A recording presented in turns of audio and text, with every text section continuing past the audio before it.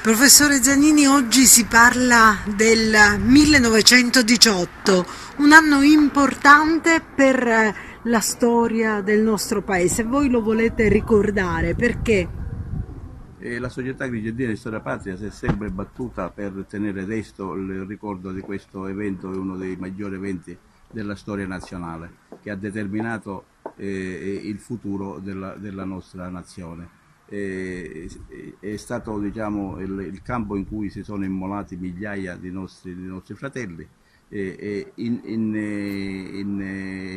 previsione e naturalmente nella prospettiva di difendere i confini della patria. Termini che ora sono obsoleti, sono, diciamo, non molto ricordati, però la sostanza della prima guerra mondiale fu proprio quella di difendere la territorialità dell'Italia.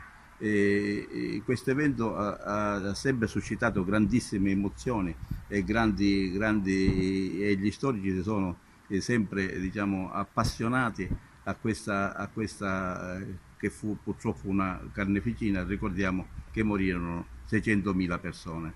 Io, diciamo, ho i ricordi che mi sono stati trasferiti da mio padre, che è di origine friulana, tramite, diciamo, i ricordi dei miei nonni, che mi hanno, diciamo, oltre a quello che è la storia ufficiale sulla prima guerra mondiale, mi hanno trasmesso molte storie private, molte storie riguardanti le sofferenze specialmente della popolazione del nord Italia. 1918, la storia patria ricorda un anno importante per la nostra nazione. Perché?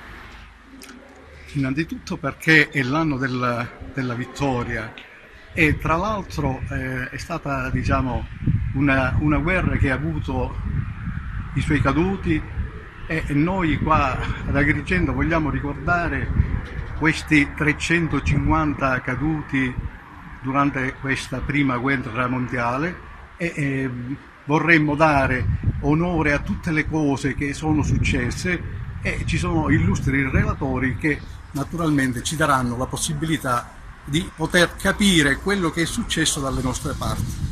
Ma cosa successe ad Agrigento nel 1918, nei giorni immediatamente successivi a questa vittoria?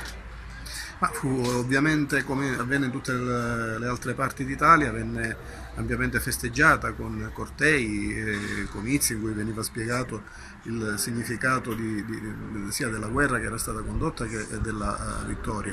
E poi ovviamente tornarono ad affrontarsi tutti i problemi che erano rimasti irrisolti per lo scoppio della guerra e che si riferivano alla modernizzazione della città che usciva che era ancora quella che per secoli e secoli si era mantenuta all'interno dell'odierno centro storico e quindi si prospettavano dei problemi relativi all'espansione urbanistica, alla modernizzazione dei servizi e tutta una serie di cose che cominciarono ad avere corso e che portarono via via nei decenni alla città attuale.